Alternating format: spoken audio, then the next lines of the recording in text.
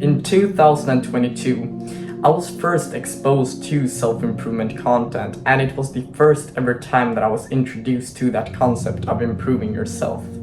And when I fast forward like 1.5 years into my own self-improvement journey, I actually started to see some very significant results in everything that I did. For example, one of my YouTube channels started to get some decent results, like my history YouTube channel.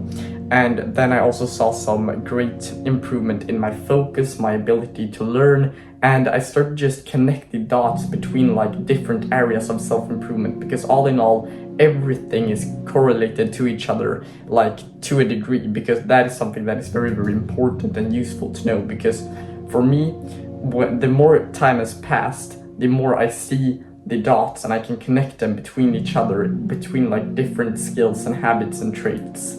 And that is very, very useful for you to actually accomplish your goals and to see progress.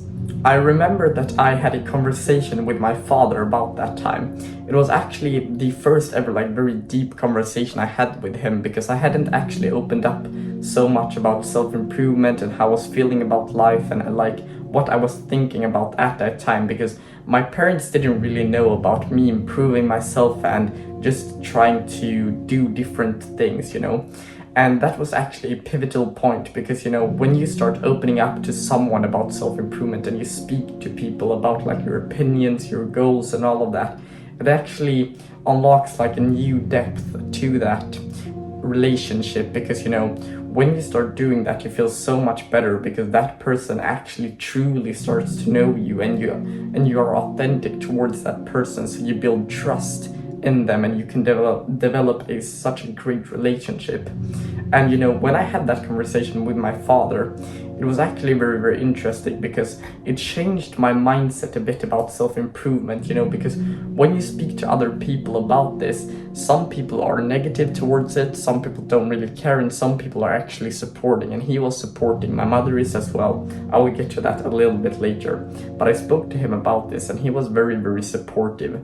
And this actually felt really, really great, that I knew that I had his support, because when you have like your parents, your friends and all the people around you that are supporting you when you're trying something different and something that is a little bit scary, for example, you're uploading to YouTube, you are meditating, you're doing different things, you have like big goals for yourself and you have dreams, and most people don't really care about it or don't really put much energy towards it. But when you start seeking support in the people around you, you can find so much strength from that, and that is very, very interesting. And just about a week later, when I got home to my mom, because my parents are separated, I actually had a very, very deep conversation with her. It was slightly different, but we were out on a walk both times. When I spoke to my father, it was like nighttime and we were just out on a walk. And when I was with my mother, I actually walked with my dog as well. So we were out speaking, and actually self-improvement leads us like so much to different parts of life and how we can apply this. For example, it can be in school, in your sports, in your craft, in work, whatever it may be. You can apply self-improvement and just a mindset shift in every single thing that we do. And that is actually something that I got into with my mom and my dad as well, because self-improvement is so much more than just sitting and meditating, taking cold showers. And the reason that we're doing this is that we want to apply this in life later on as well. And when you've been on self-improvement for some time and you started to see some progress, what was very, very interesting was that I actually felt pretty lonely, because I couldn't really relate to anyone my age. Of course, I can still hang out with them, I can still have conversations with them, but it's actually a lot harder for you to relate to other people, because you are on such a different life path than them. And I'm not saying that they're doing something wrong or anything like that, but when I feel like that, I felt like that just because I didn't really have anyone that was on self-improvement as well.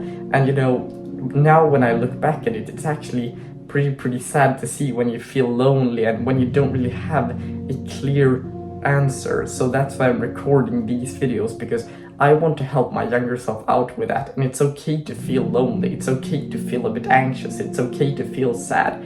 We've just got to be able to experience them and just let them be, because then we can still do the things that we actually want to. It doesn't really matter. We've just gotta still keep on pushing and, you know, reflect a lot about who we are as an individual.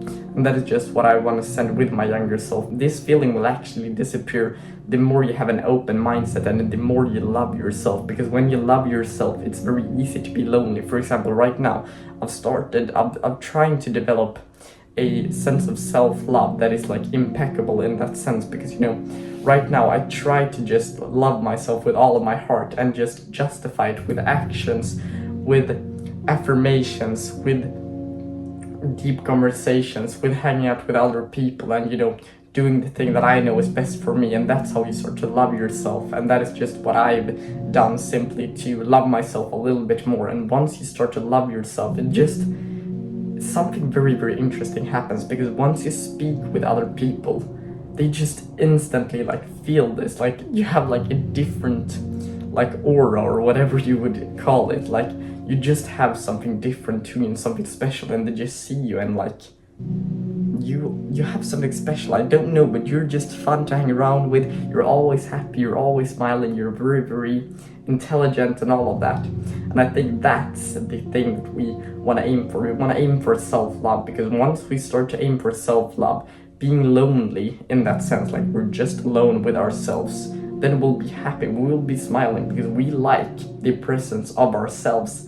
And once we start to do that, we can find so much power and strength in that, because we don't need other people. Of course it's nice to have a social life, of course it's nice to have friends, but like we don't become miserable once we just sit down and we do work, we're in school, maybe we're out on a walk on our own. Just start to try to implement this into your own life, because this is going to change your life. Because start just saying positive things about you and just try to speak to yourself as you were like a different person. This is a lot easier said than done, but you know, if you just try to do that, that's why self-love is like the baseline of all of self-improvement and all of life. Because if you love yourself, you can literally take on anything, and that's just what I send with my younger self. This video has been a bit all over the place, but if you feel like you've been struggling a bit, maybe with self-love, maybe with consistency, you can actually book a free call with the link in the description, where I can help you out on a personal level. And I really hope that you got some value out of this video, and I'll see you in the next one.